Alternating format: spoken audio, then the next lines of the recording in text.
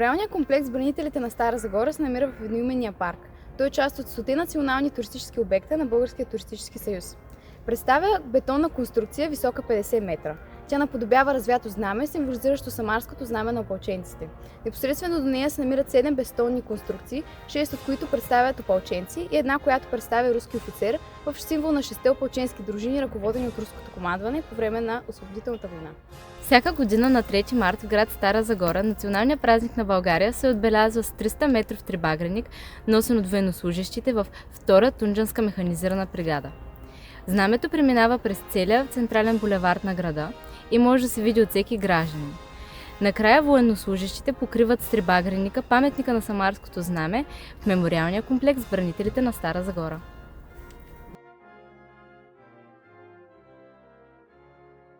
В памет на достойните мъже, паднали в боя през 1977 г., тържествено се открива мемориалният комплекс Бранителите на Стара Загора. Впечатляващ мащабите си, той е едно от богатствата на Република България и гордостта на старозагорец.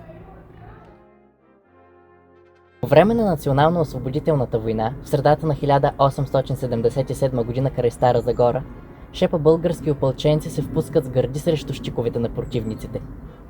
Тяхното дело остава в историята като пример за смелостта и себеотрицанието на българските войници, които се хвърлят срещу враговете в името на освобождението на българската земя.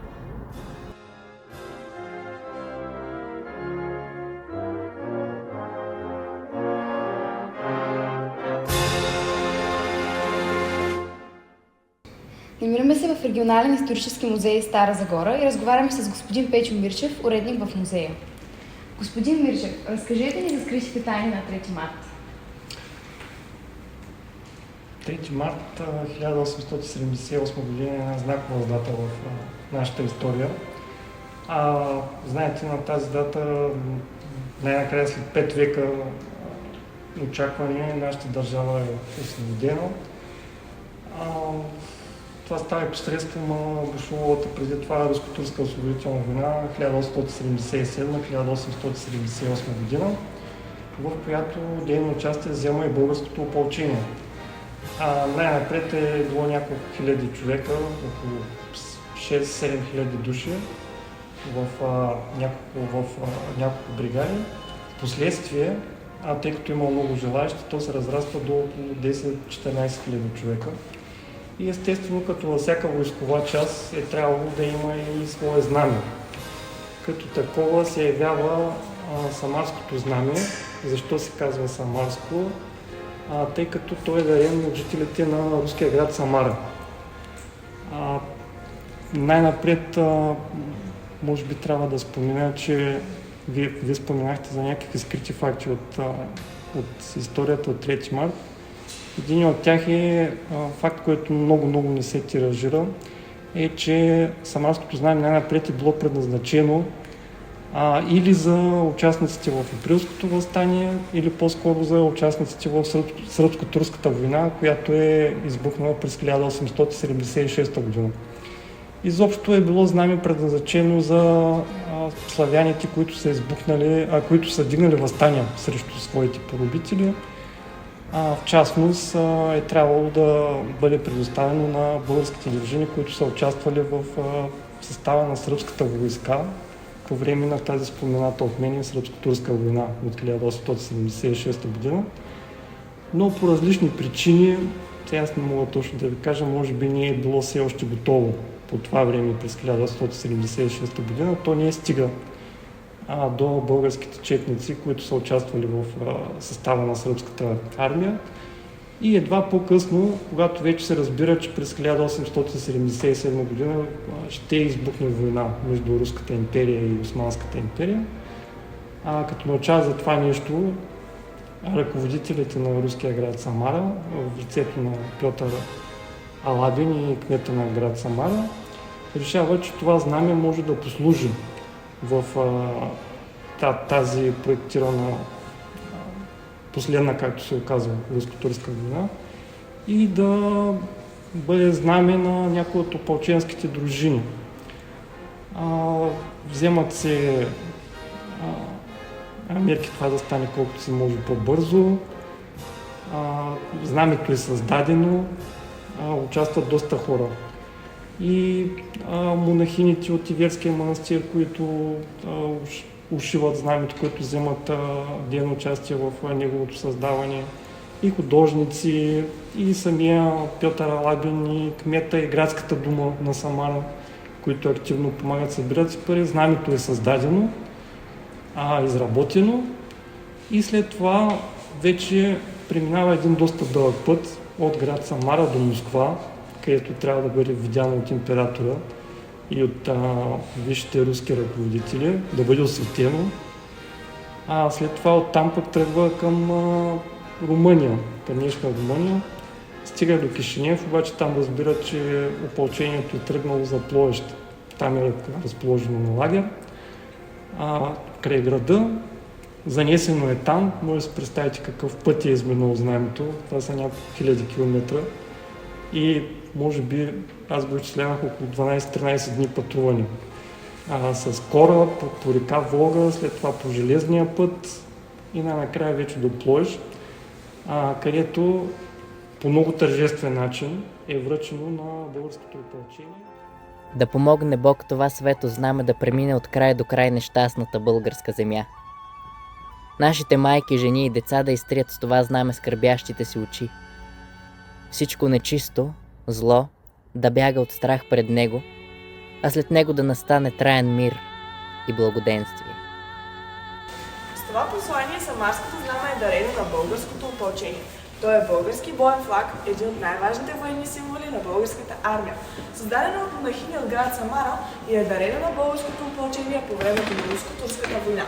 Той е единственото знаме в българската история, което е наградено с орден за храброст. Оригиналното знаме е с размер 1,85 м на 1,90 м, като в средата на знамето има златни кръстове. От едната страна в тях е избродиран образът на Иверската Богородица, а от другата образите на светите братя Кирил и Методий. Знамето се прочува по време на битката при Стара Загора. Знамената рота попада под фронтален противников огън. Известен в историята остава подвигът на подполковник Павел Каличин, който с героични усилия и цената на живота си успява да спаси знамето от турски плен. Изнесено е от бойното поле след свиреп ръкопашен бой. Носено е и в битките при Шипка и Шейновската битка. Намираме се в община Стара Загора през заместник кмета госпожа Милена Желева, за да разберем как се популяризира и реализира празника 3 март. Госпожо Желева, какви инициативи се предприема в община Стара Загора за популяризирането и честването на 3 март в общината? Всяка година подхождаме индивидуално, търсим да има акцент, който е различен от предходните години, но това, което обединява всичко от 2014 година до днес, това е паметното шествие с националния флаг, който изминава пътя от центъра на града до бранителите на Стара Загора, или както е по-известно, паметника Самарското знаме. Именно тази инициатива е изключително важна за нас, защото тя обединява. Обединява енергията, обединява хората, това обществото, което в този ден не е разделено. Не е разделено по политически или по икономически причини, а всички сме заедно като българи, тук за да покажем нашето уважение и нашето единство. Именно за това и беше тази идея на кмета Живко Тодоров през 2014 година и тогава 5 дами, 5 изключителни жени от общинското предприятие Мересев за 5 дни успяха да ушият това знаме. Искам да припомня този факт, защото не трябва да се забравя. Тогава една много силна енергия, това са 950 метра плат в бяло, зелено, червено. И всъщност тези жени за 5 дни, заедно с живачки, гладачки, целият екип на Мересев успяха в един много кратки срокове да ушият това знаме. Когато сме разговаряли с тях, те казват, нас ни водеше енергията. Не можем да обясним как се случи за 5 дни. И за това казвам, че за нас е важно в този ден ние да събираме хората. Защото в Стара Загора има една енергия, която няма никъде другаде на този ден. Ние сме град-герой. Град, в който всеки един от вас, особено от моите хора, трябва да се гордее и да знае, че сме направили изключително много за свободата на нашата държава, за свободата на България. Но да се върна на самия празник, освен 300 метровото знаме, което отново ще измине този път. Разбира се, имаме ритуал в храма Свети Николай, след това имаме официална част пред община Стара Загора и малко преди 11 часа очакваме, че шествието ще тръгне по своя славен път и каня всички и гости на града и жители на града отново да се включат към бранителите на Стара Загора. Веднага след това, по обедните часове, предстои празничен концерт на ансамбъл Българи. Там ще бъдат също и ансамбъл Загоре, общински фолклорен ансамбъл Загоре. Но голямата новост тази година е, че няма да приключи празничния ден до обедните часове. За първи път, около към 17 часа, ще има концерт на Нели Петкова с участието на група Вакали, нещо, което не е правено от много години, което смятам, че ще привлече голям интерес, особено от младите хора. От 18 часа отново на бранителите на Стара Загора ще има 3D мапинг. Казва се Памет и ще бъде изключително интересно в тъмните части вече на денонощието да се насладим на това пършество на светлина и на цветове и още веднъж да се почувстваме горди българи. Госпожо Желева, къде се съхранява 300-метровото знаме, с което всяка година Стара Загора напомня за 3 марта, за нашия национален празник? Да, това е един интересен въпрос, тъй като и от националните медии дори са го задавали преди години.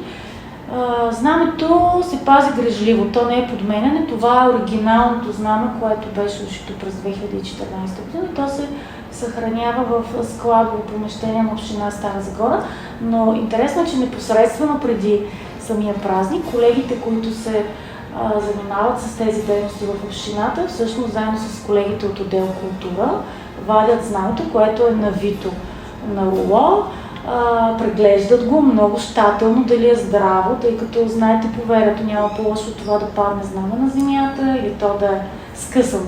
И по този повод ние преглеждаме всички тези 300 метра, отново грижливо се навиват. И след това за специална механизация, защото не може да си представите всъщност колко много тежат тези метри с плат. Те наистина са тежки. Точно толкова колкото трябва да тежи един флаг в съзнанието на всеки един човек, така че с механизация го вадим на центъра, там заедно с военните, които участват и искам на тях да благодаря всяка година, военните от Тунджанската бригада, всъщност с тяхна помощ разпъваме знамето и то поема своя път към Старозагорската шипка, както казваме на бранителите на Стара Загора. Какво бихте пожелали на гражданите на община Стара Загора? На първо място да бъдат здрави, да носят България в сърцето си, където да се намират хората по света, да помним, да не забравяме заветите на хората, които са дали живота си за освобождението на България.